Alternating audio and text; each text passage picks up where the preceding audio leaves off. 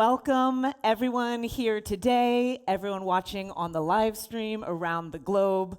We are so thrilled to have you join us today for this most exciting pitch session. This is an integral milestone as part of the Milken-Motsepe Prize program.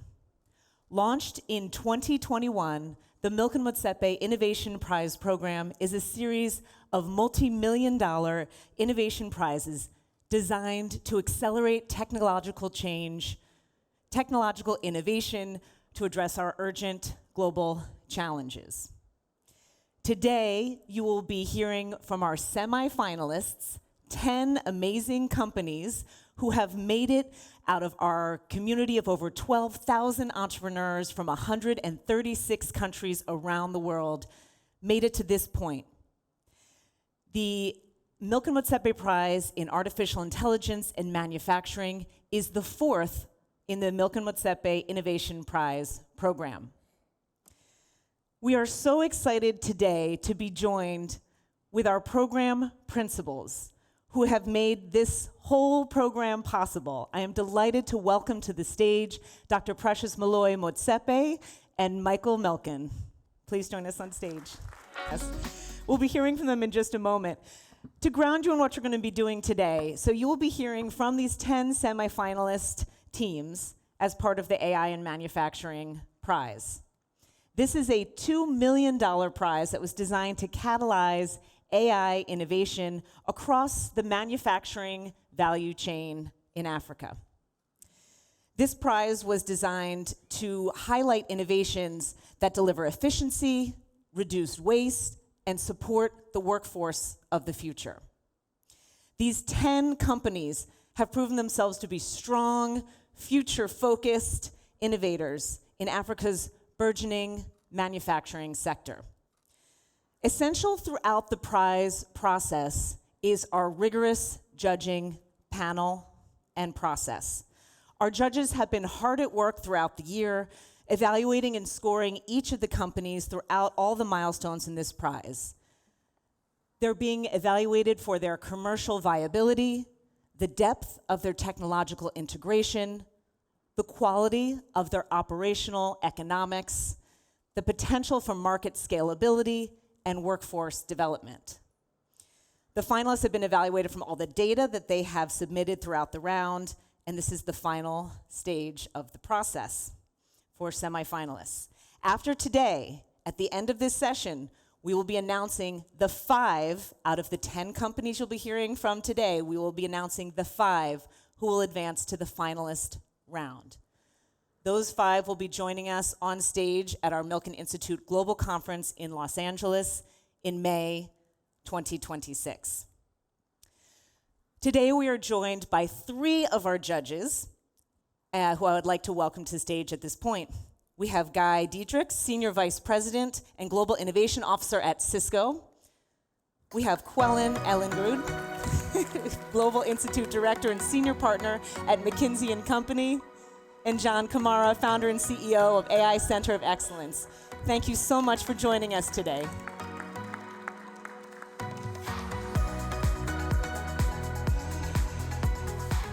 We would also like to thank our judges who are not able to make it here today. Christina Shim, Chief Sustainability Officer at IBM, Fran Katsoudas, EVP at Cisco, and Meg Whitman, former US Ambassador to Kenya and the CEO of HP.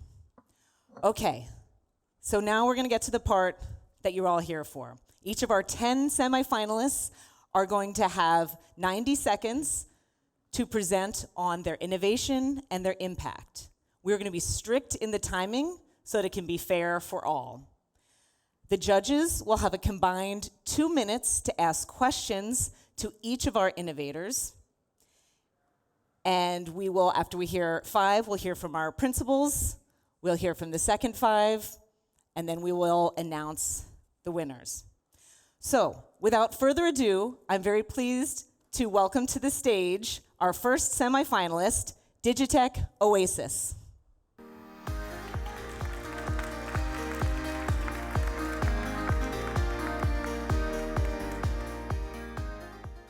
Every year, manufacturers across the world lose billions from inefficiency.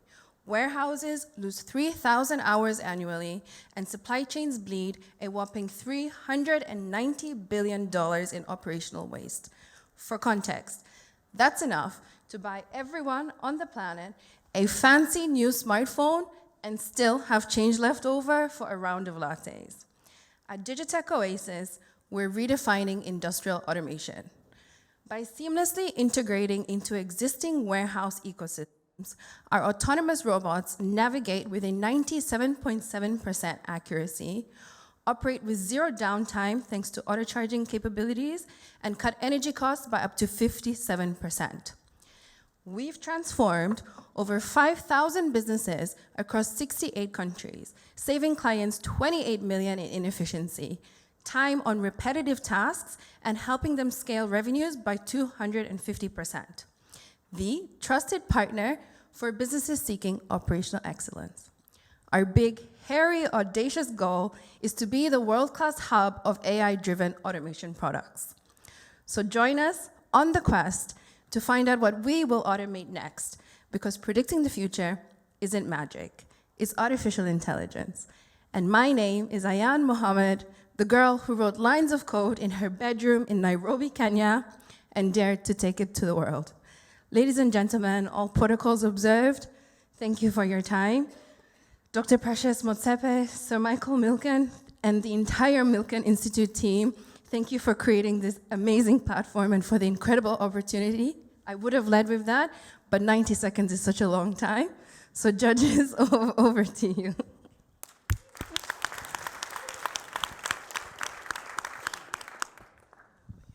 So I'll start if that's okay. How does your technology solution compare with competitors like E80? Sure, so happy to go back on the slide. Are we able to go back? No. Okay, so we are eligible for 27 patents. Our algorithms have actually been built in-house, and we have 3 differentiating factors. One is that we have the highest machine learning algorithm, and we've managed to get that to a 97.7%. That eliminates costly mispicks in warehouses.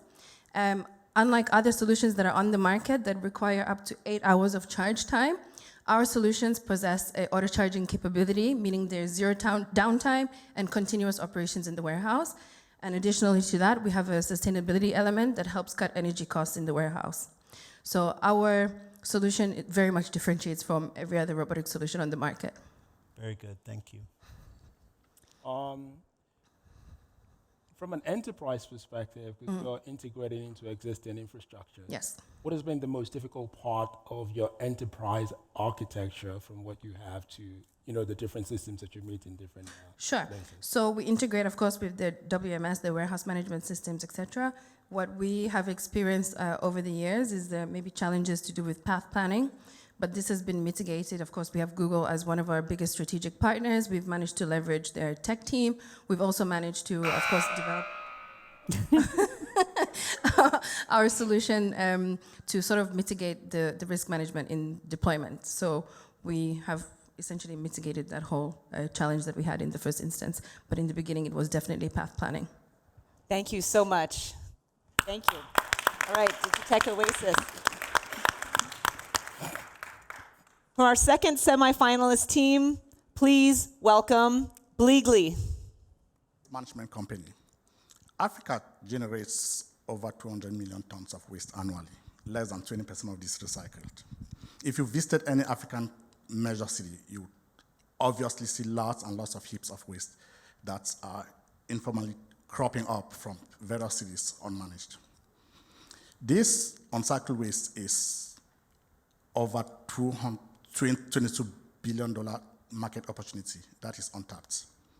So our solution is to create opportunities for collecting, recycling, and marketing these opportunities that are generally not tapped. So far, we've processed over 230,000 tons of waste and created over 500 jobs, both formally and informally. In 2024, our income was $1.8 million, and currently we have 16 enterprise clients. Our processes, which are end-to-end, are AI integrated with our AI system trained with over 120,000 images. 70% of the model is proprietary. We strive as much as possible for our processes to be energy efficient, not only because it is great for the environment, but it is also a good cost-saving mechanism for us. Currently, we operate in Cameroon and Senegal, and we have a great team that we work with. Our ask is $1 million to be used to scale to new cities across Africa. Thank you so much. Judges. Thank you. I'm interested in sort of sorting accuracy and the outputs of where you actually sell what's recycled. Our sorting accuracy at the moment stands at 64%, which means more waste is diverted from landfills. Currently, we have business-to-business partners, especially government municipalities, but we also have households, and we have enterprises like Dangote in Senegal, Coca-Cola in Cameroon, and Unilever, and other enterprises that we work with. But generally, business-to-business, governments, and enterprise and households. You said you build proprietary models. So do you build foundational proprietary models, or you do secondary layer models for when you say proprietary? What does that really mean? Yes, we have an IT expert, an AI expert, who is actually a PhD in machine learning and is ex-Google researcher, who is in charge of our AI developing model, who really is at the forefront of this, collecting and building a model for us that we are really proud of, which is 70% proprietary.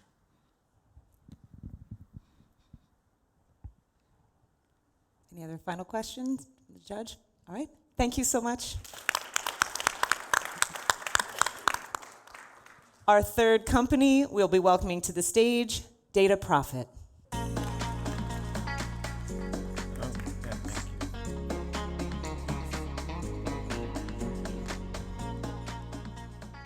So I'm Frans, I'm the founder of DataProphet. We are a company based down in South Africa, Cape Town.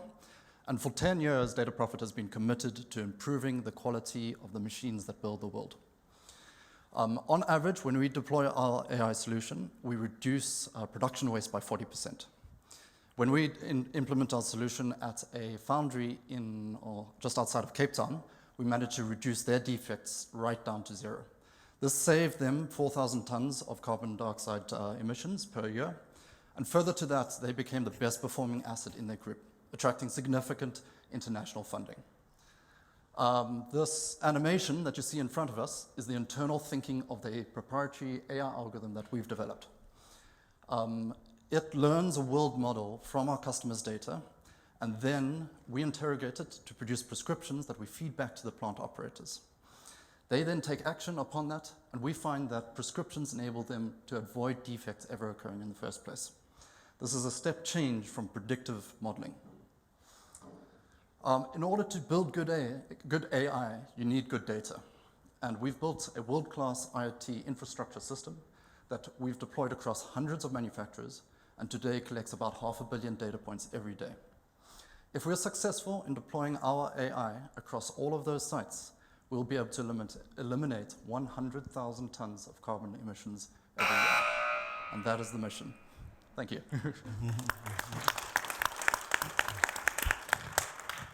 So why would a customer buy from you rather than Microsoft, SAP, or maybe a more direct competitor like a Haber?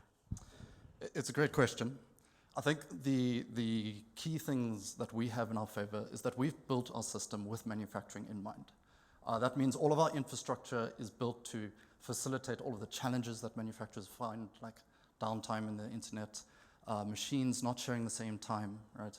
And further to that, when we build and implement, we're implementing with the end in sight. And that end is that waste reduction, right? And so we've got that view to carry them right through across the line. Very good, thank you. When you say you build world models, so I'm assuming there's a lot of reinforcement learning in that, but my question is it a simple self-learning or supervised learning when you actually use the world model in your proprietary software? I love the question. We could talk for days on it. Right? We actually used an unsupervised model because you've got to be very efficient in the training of the data, and then we layer a level of supervision upon it because your quality data is typically a lot more sparse than your production data. And so kind of we're fundamentalists in the algorithmic development, and we've built it from the ground up specifically to solve for the manufacturing problems. We don't have the whole internet's data to train a model on. We've got to be very efficient in our work. So you do drop-offs in your training processes? Yeah, so in terms of dropout? Yeah. A dropout is an architectural decision. Sometimes we've employed it, sometimes we don't. Thank you. All right, our fourth company, please welcome to the stage, Freshpack Technologies. What if the vegetables paid today could have paid their school fees tomorrow? In Africa, we lose 4 billion USD every year of fresh produce, but not because we did not work hard, but because the journey from farm to market has no protection. No cooling, no storage, no data. And who paid the price? Women vendor who buy the fresh produce, hope to earn their living, but end up losing 40% of their income. And that is where Exit Freshpack started. My name is Edita Mshiu. I'm the proud CEO of Freshpack Technology. We enabling cooling without electricity by using solar-powered and smart fabric, but our real secret sauce is a FreshView AI. It monitors temperature, optimizes the route, and sends sell now alert to the vendor. And it's work. In just 18 months, we already deployed 21,400 units across 4 countries and 74,800 tons of fresh produce. And the impact has been fueling our rapid growth. We are on the track of reaching 1.25 million USD by the end of 2025 and 1.8 by the end of 2026. With winning this money will help us to scale to 9 countries, turning spoilage into opportunity. We are not just to reduce spoilage, we are creating an intellectual infrastructure that Africa needs. Thank you. Thank you. Can you tell us from a vendor in the market's perspective, what is the break even for this refrigerated fresh pack? What is the break even for them? At first, they did not believe that this AI will work for them because they did not see the technology that understand the vegetable the way they were. After we tested the market, they already saw that the vegetables stay up to 10 extra days, and it sent the SMS alert to them. They started to ship from, is this AI, to how can I get these boxes? So for them, they are losing the money, and by using our boxes, they reduce spoilage and recover the money they are losing. Can you tell us what is the price? How much does it cost? We have 3 products. We have a fresh pack box, which we sell at 21 USD per 1 boxes. We have solar powered displayed box, which we rent per month. We get 10 USD. And we have cold carrier. We charge per trip from one region to another, which is 14 USD. Thank you. You're obviously filling a real need here. And I think it's very creative. The question is, beyond capital, what do you need to be successful? Beyond capital, what we need as an innovator, when you started the solution, we don't have this knowledge of entrepreneurship, the network, the mentorship on how to guide us to scale our business. By partnering with the... Well done. Thank you. That buzzer is very strict. All right.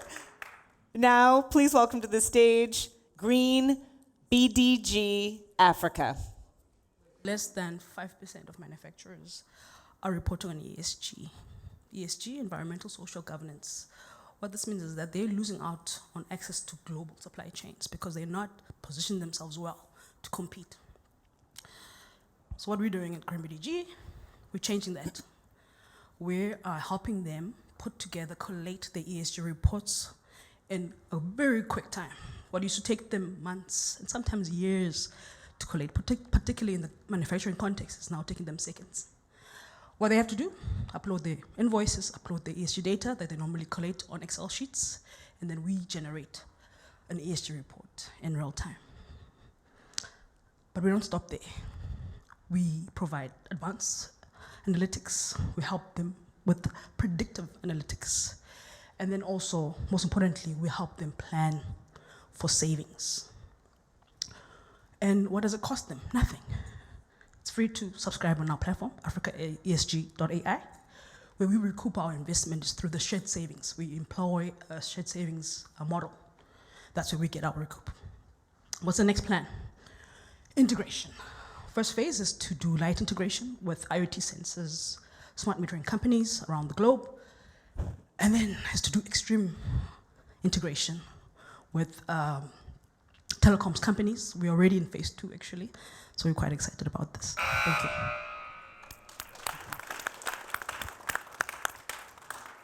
How long does it take you with a customer to integrate and get up and running?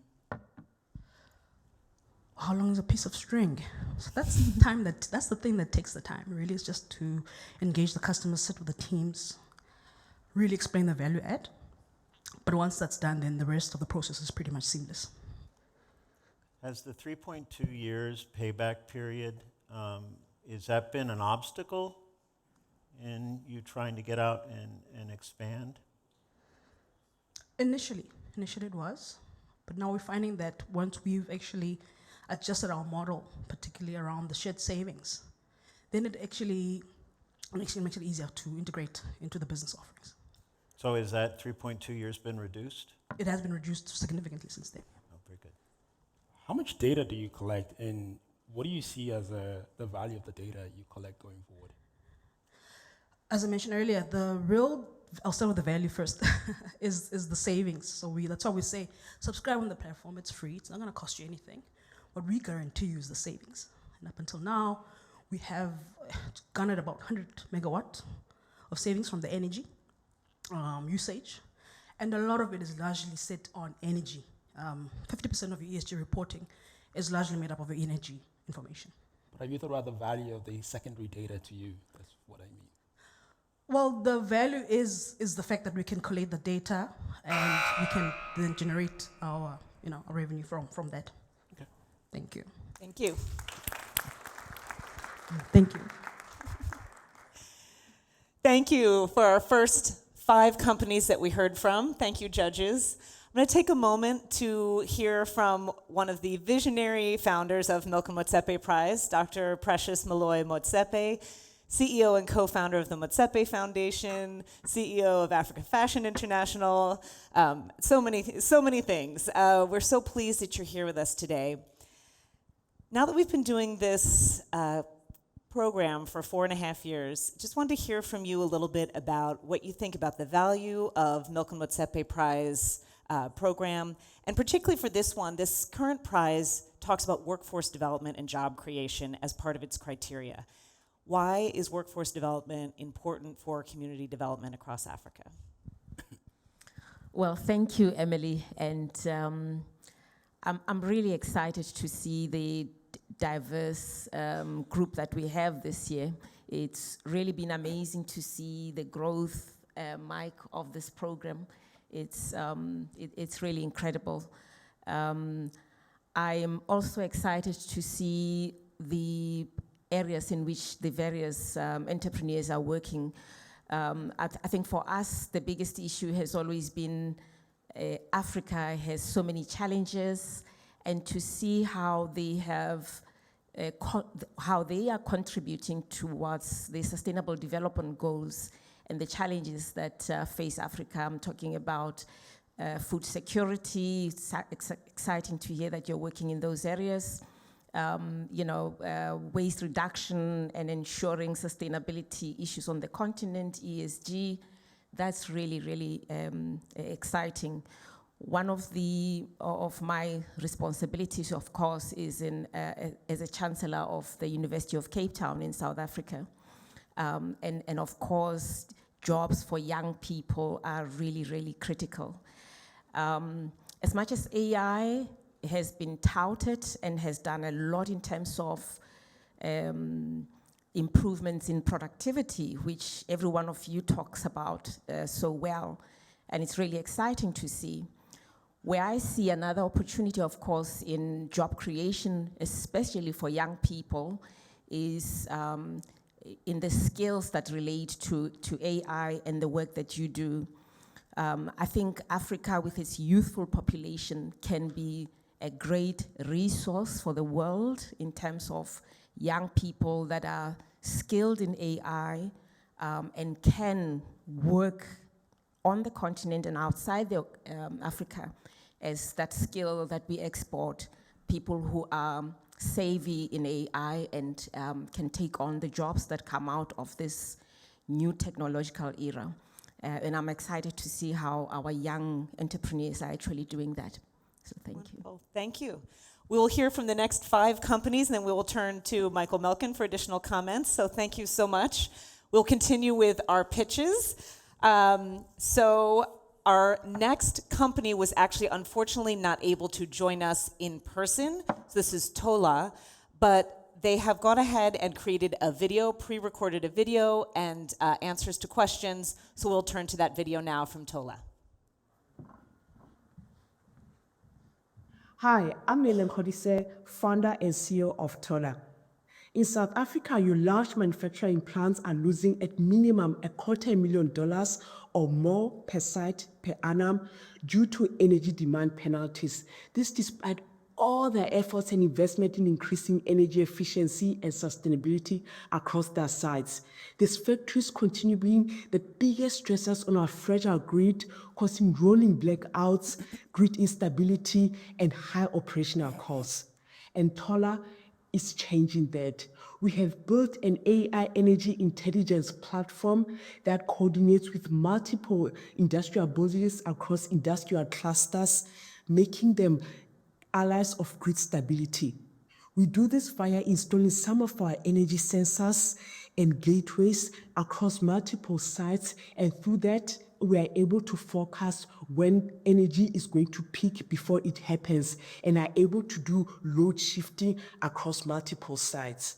Beyond just load shifting, our solution has been transformational in providing real-time condition monitoring, helping companies be able to get maintenance alerts before critical issues happen on their critical equipment.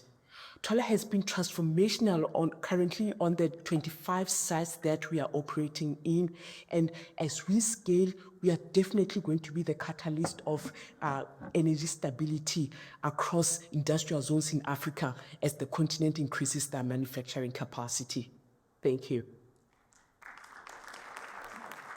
What problem does your company solve, and what makes your approach fundamentally different from competitors? So the problem that our company is solving is that we are helping the problem of peak demand penalties that are affecting a lot of your large manufacturing companies, increasing the high price of their energy. So we do this via doing coordinated peak demand forecasting on an hour to 24 hours time period, when we can be able to predict at an industrial corridor when coincident buildings are going to create some coincident peak demand, and are able to orchestrate load shifting or load shaving. We monitor some machines in the buildings that are using excess energy but are not critical machines and are idling, and we are able to communicate with buildings to turn those machines off. So that allows us to be able to manage stability of energy across entire industrial corridors and reduce the pressure that they put on our fragile energy grid.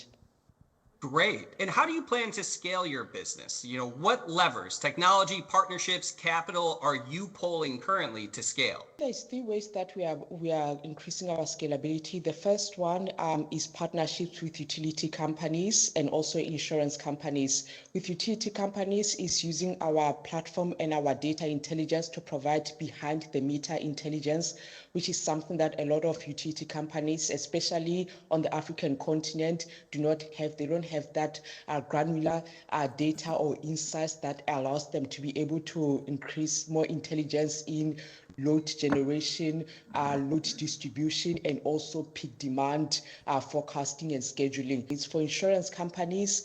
They don't have real-time insights on the performance of industrial buildings that helps them be able to manage their risk in providing insurance premiums. So we are able to provide those provide energy performance of buildings and also some of the performance of the critical machinery that influence the operational efficiency of those buildings. Thank you. Okay, we are now going to our next live semi-finalist company. Please welcome to the stage Indos Garment IO.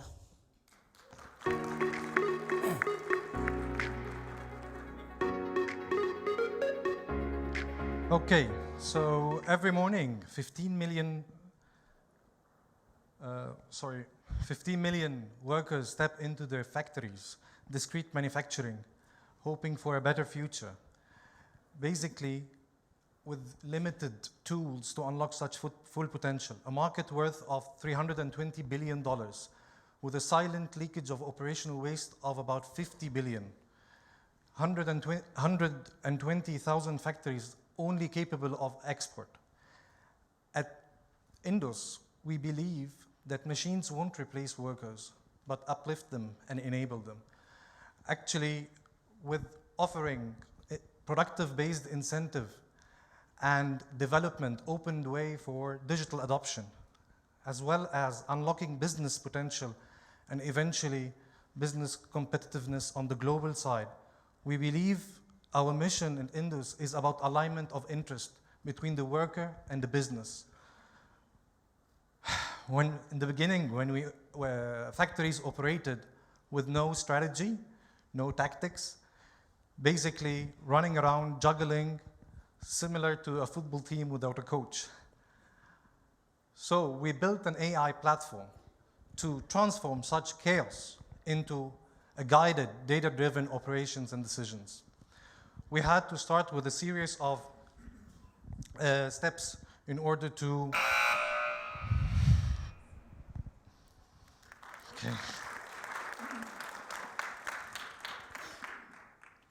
Can you tell us how the economics work in a given manufacturing? Okay, so basically we are based on RFID based module that tracks the signals of the workers' production and workflow of products. So basically we work in kind of a SaaS model, so it's a recurring subscription that actually provides a very attractive return on investment and rapid deployment and basically scale growth. So with 40 factories, 3 countries at the moment is the installed base that we are having. What parameters does your RFID track to actually create this efficiency that you're talking about? Basically, we have a card that's attached to the product and another card with the worker. Our unique proposition here is about capturing the time of the product flow along with the worker action and correlate that together through our AI machine learning and help management to take decisions like line balancing, allocation of optimized workers on the machines, and also effective incentive systems. So that's how the time is checked by that RFID card on our smart devices. I understand that this is related to the garment industry, but is it also potentially a platform software that can be applied to multiple different industries? Yes, we are currently in the furniture industry as well. We are piloting with the metal reforming. Okay, we're getting into other industries as well. Thank you. Thank you. Okay, please welcome to the stage our next company, Spiro. Good afternoon. My name is Kaushik Burman. I'm the CEO of Spiro. What started with a vision and a deeper purpose that in Africa, with 1.5 billion population, there's just 25 million gasoline bikes, expensive fossil fuel imports. So Spiro's vision was, can we bring affordable motorbikes, electric motorbikes, that can provide convenience to the commercial driver so that he doesn't have to worry about range anxiety. We innovated and brought battery swapping technology in Africa. And we are the only vertically integrated company in Africa with 4 factories. Products which are high quality motorbikes are built in Africa. We are building out the batteries in Africa. and the battery swap infrastructure. Thus far, we have deployed over 70,000 electric motorbikes, saving 2 tons of CO2 annually, each bike.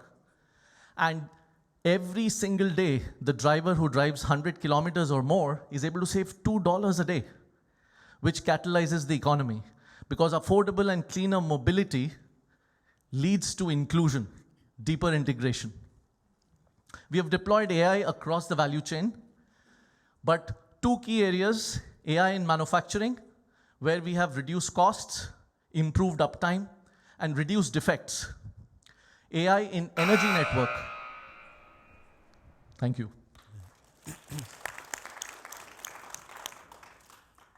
How does the Spiro EV bike compare to competitors, and specifically on the battery where China and others are so advanced? So through our product innovation, we have built this electric motorbike, which is a 150cc equivalent gasoline motorbike, but 40% cheaper. And through batteries, through the battery swap network, the consumer, which is the commercial driver, basically needs to just come swap in, swap out, and pays an energy bill, which is about 30% cheaper than gasoline bike.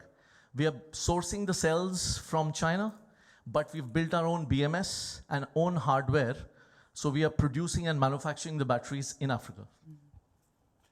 I think the battery swapping model is brilliant because you do address that huge concern of how far people can go.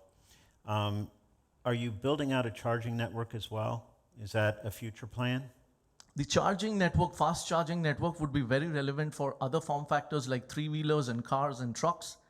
But my experiences from Southeast Asia, India, where I come from, I see common pattern that for light commercial vehicles, especially motorbikes, battery swap is the way to go, because in 3 minutes, less than 3 minutes, he's able to get a fully charged battery. We have developed a battery network, swap network, which is every 3 kilometers. So there's no range anxiety issue. Plus, we get a lot of data, which we are training through our models to optimize the energy flow. Okay. Thank you. All right. We have 2 more semi-finalist companies. Please welcome Torchit.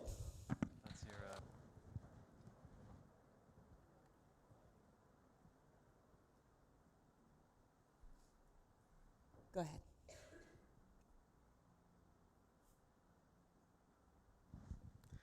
So, this last few seconds was unusual, right? Think about this is a lifetime for our users.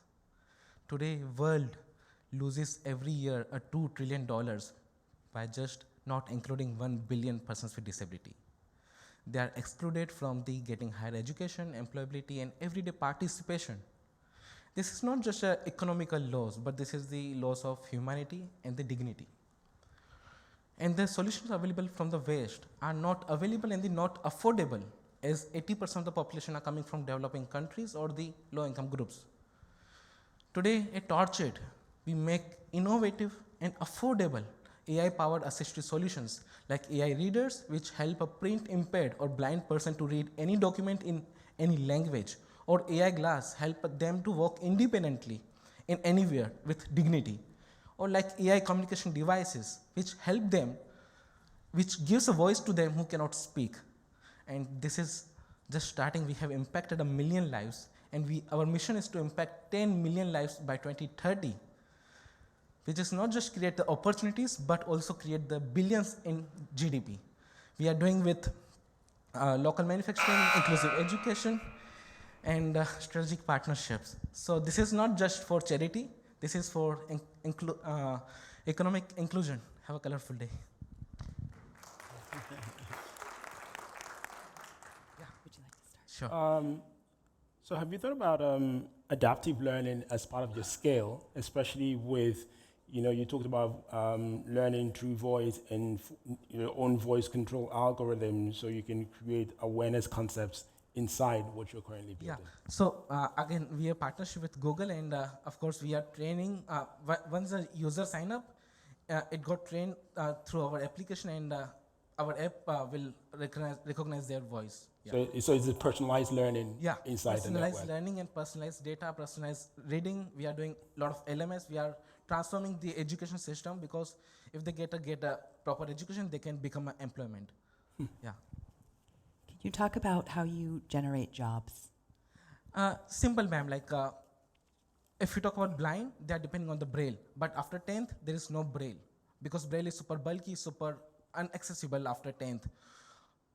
AI audio is the game changer for visually impaired. And if they can get a inclusive education from the childhood, they can become a higher. And today in India, like, we have impacted almost 600,000 people, and almost 20,000 people got indirectly job. So this is what, it gives a dignity and independence to them. And this is how AI changing their lives. So for we, AI for AI, artificial intelligence for accessibility and the inclusion. Thank you. Thank you so much. All right, our final semi-finalist company we'll be hearing from today, Toto Safi.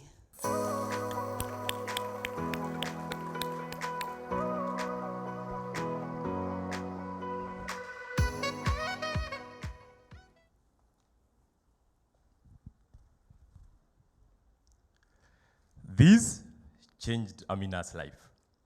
Amina, a hard-working tailor and mother from Uganda, faced an impossible choice: to buy diapers or a meal for her baby.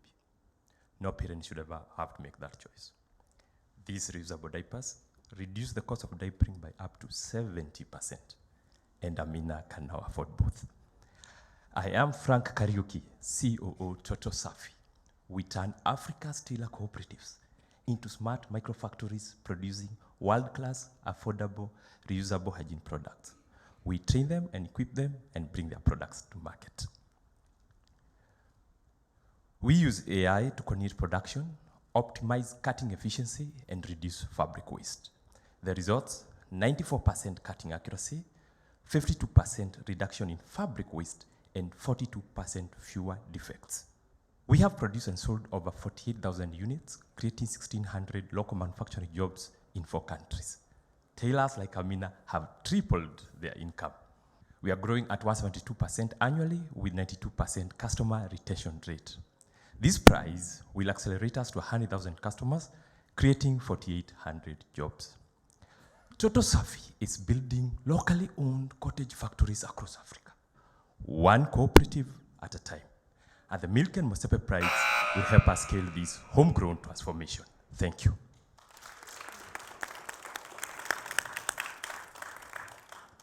How much do you sell the reusable diapers for?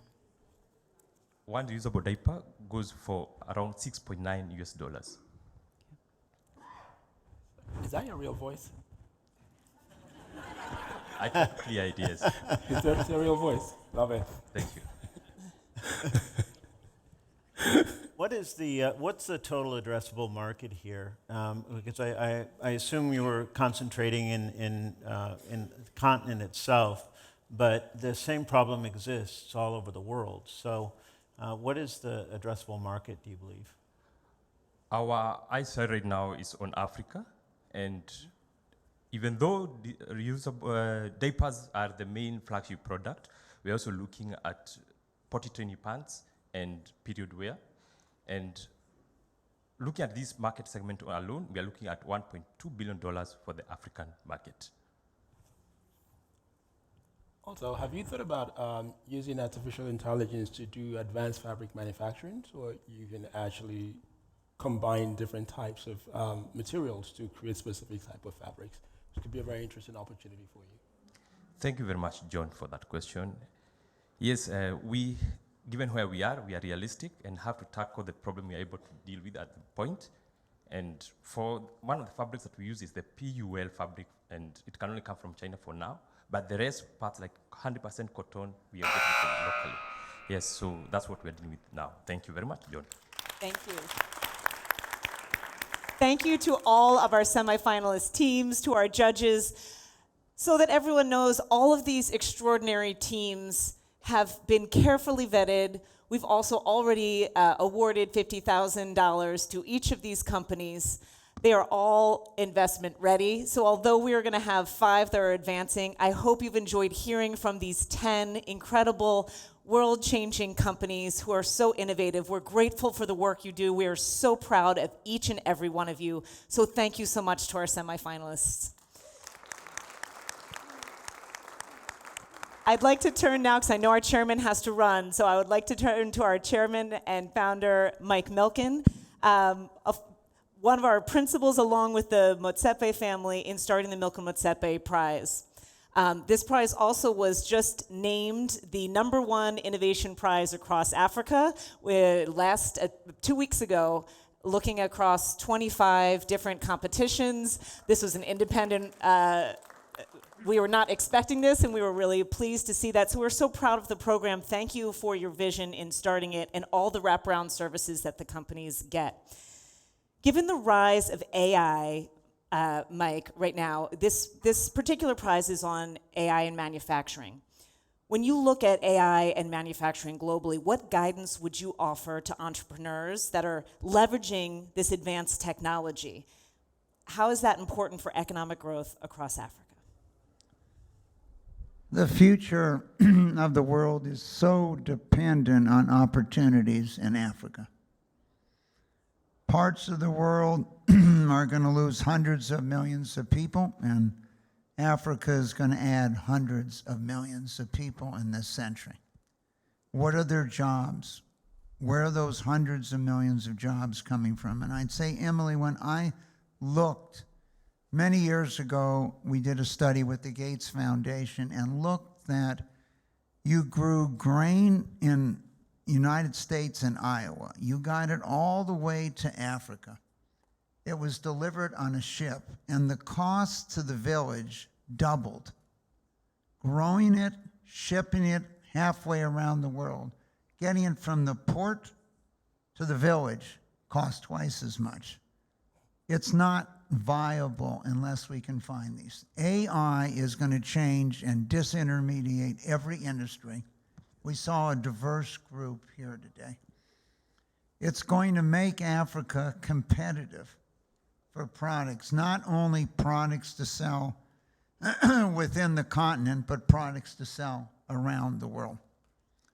And so people think it's all about labor costs, but I think what we saw today in these 10 companies is you have to figure out how to manufacture something. And whether it's the cost of energy, the cost of raw materials, et cetera, what's so exciting about this prize to me is it isn't just the 10 finalists. It's the thousands that have competed. And it isn't just the 5 winners today or the winners. It's going to introduce this with these cameras. They're going to broadcast it to the world. That anyone in the world who sees these ideas might want to support them. So it is so invigorating. Many years ago, they always reminded me there's more entrepreneurs in Africa than the United States. And this morning and this afternoon is a great example of those entrepreneurs that are going to change the world, change the continent, and change using technology. A young girl writing code can change the world from that standpoint. So to me, it started like a little pebble in the water that's spreading and will continue to spread. And that's why thousands of people have attempted to compete, and even if they don't win, doesn't mean they've stopped going. Thank you so much, Mike. Yes, for our over 12,000 entrepreneurs that we have as part of the Milken-Motsepe Prize community, we try to continue to offer services and benefits. So people, please join us. You can go to milkenmotsepeprize.org. And for our semifinalists, our winners, I've already told them, you're in the family now, so we are with you on your journey. All right, so judges, have you conferred and you have your final? Okay, thank you so much. All right, the moment you have all been waiting for, we are going to announce the 5 companies that are now going to be named finalists in the Milken-Motsepe Prize in AI and Manufacturing. Please welcome to the stage our finalists. Number 1, Bleagley. to Digitech Oasis.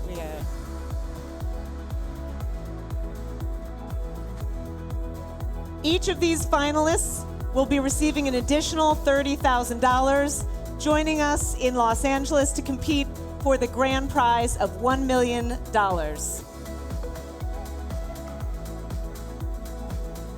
Thank you so much. We are so proud of all of our finalists. I think we have our last medal being, yes.